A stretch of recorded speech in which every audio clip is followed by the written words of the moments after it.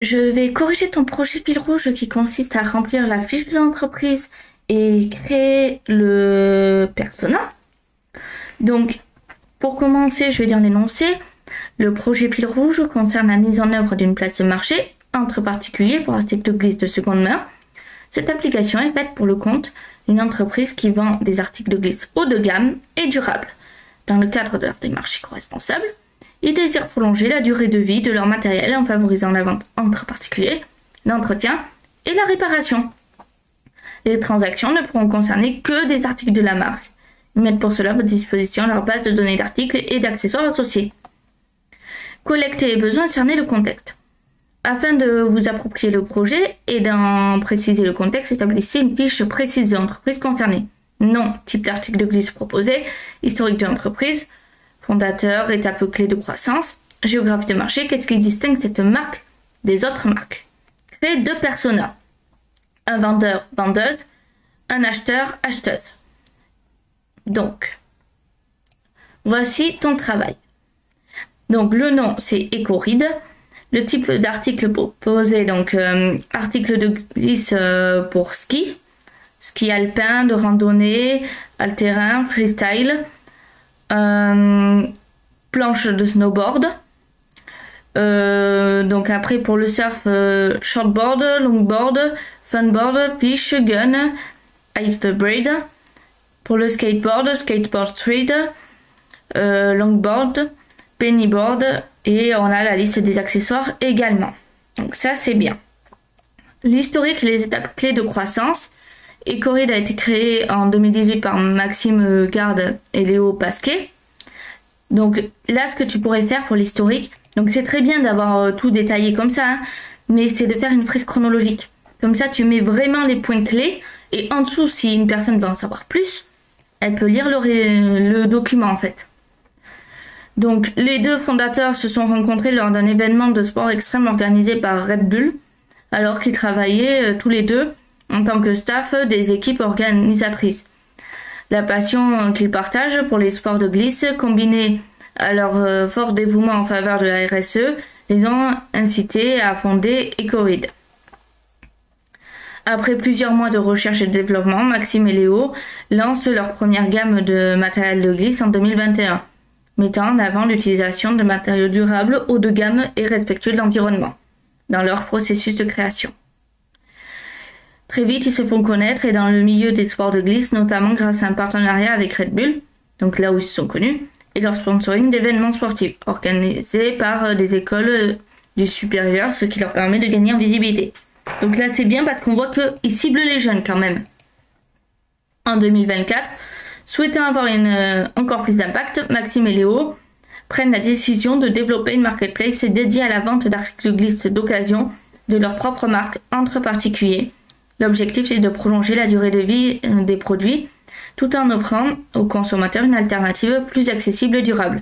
La marketplace propose également des services de réparation et de reconditionnement, encourageant donc une économie circulaire. Donc c'est bien de mettre des termes techniques et une consommation plus responsable. Géographie du marché. Marché en France. Le principal marché de la marque se situe en France. Donc si tu l'as pas mis, ça serait bien de mettre la ville à peu près, ou la région. Ecoride connaît un succès montant, notamment grâce à la passion des Français pour les sports de glisse, que ce soit sur les pistes de ski ou sur les spots de surf. De plus, la forte montée de la conscience écologique, surtout parmi les nouvelles générations, contribue à l'essor de marque. Maintenant, les personas. Donc on a le profil de l'acheteuse.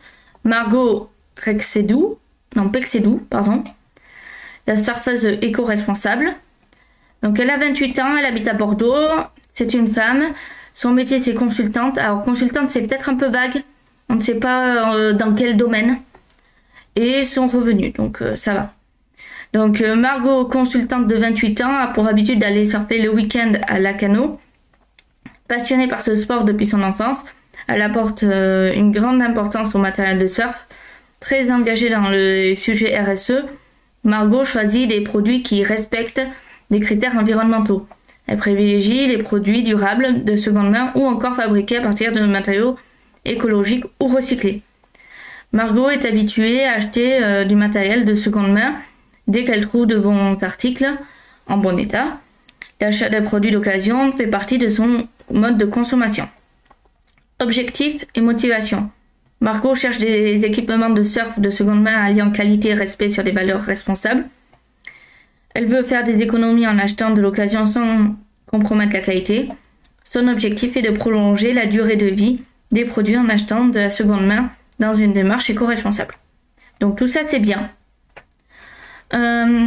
Les attentes d'un site internet, donc garantie sur l'utilisation des produits, transparence sur l'historique des produits, produits respectueux des valeurs écologiques et durables, facilité de recherche et filtres adaptés, sécurité de paiement et transactions. Alors ça c'est un site plutôt général, mais sur le site concernant la marque, qu'est-ce qu'elle veut exactement? Donc frustration, manque de transparence sur l'état des produits de mauvaise qualité ou trop usés, processus d'achat trop complexe ou lent, pas assez d'options de produits d'occasion en bon état. Donc là c'est pareil, c'est un peu général. Donc ça serait bien de faire du général et en même temps de cibler. Alors là on a les réseaux sociaux, donc c'est très bien. Mais le problème c'est qu'on ne sait pas combien d'heures elle passe par jour sur ces réseaux sociaux en question. Voilà. Elle ne sait pas non plus son appétence technologique. Tu ne l'as pas noté? Si, là, pardon. J'avais pas assez descendu, donc oui, tu as noté son appétence technologique, donc ça c'est bon. Mais on ne sait pas l'heure, par contre. Si, tu as noté là. Pardon. Marco a pour habitude de privilégier l'utilisation de son téléphone pour rechercher ses achats. Avant tout achat, elle réalise des recherches et comparaisons. Ok, très bien. Alors, 5 heures. Bon, pour une personne de 28 ans, je trouve que ça va. Mais après, ça va dépendre parce que consultant, ça dépend de son métier. Et alors, potentiellement, à 28 ans, elle a des enfants. Donc, peut-être que 5 heures par jour, ça fait beaucoup. À voir après. Maintenant, le profil du vendeur. Donc, Mathieu Emogli, donc sportif professionnel, il a 40 ans, c'est un homme, 2500 € par mois, Grenoble, professeur de ski, EFS. Donc, ancien étudiant en sport-études, Mathieu est réellement passionné par les sports de glisse, notamment le ski. En tant que professeur d'EFS, Mathieu passe une grande partie de l'hiver sur les pistes, qu'il s'agisse de cours pour ses élèves ou de moments personnels en hors-piste. Alors bon, c'est ok, c'est dangereux. Par habitude et souci de performance, il renouvelle ses équipements tous les 2 ans. Donc c'est normal qu'il veuille revendre l'ancien. Mathieu souhaite récupérer une partie de ses investissements dans les matériels de ski en vendant son matériel tout en offrant à d'autres passionnés des articles à des prix abordables. Il cherche à désencombrer son garage en vendant rapidement ses anciens skis, chaussures et accessoires.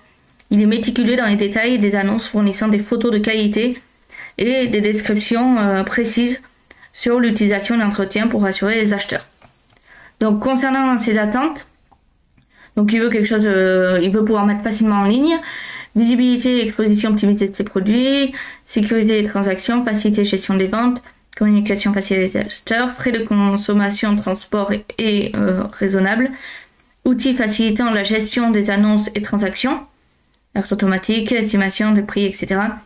Processus de vente compliqué ou trop long, manque de visibilité, problème de communication avec les acheteurs, manque de support en cas de litige, manque de transparence. On a ses réseaux sociaux. Donc Mathieu utilise son téléphone pour mettre en ligne des articles sur la plateforme, mais il utilise aussi son ordinateur pour gérer les ventes et sur les transactions. Et donc il passe 2 heures par jour. Donc c'est normal vu que bon, il a beaucoup de travail, on va dire. Ok, donc c'est bien, c'est du bon travail de manière globale. Donc je t'encourage à continuer comme ça.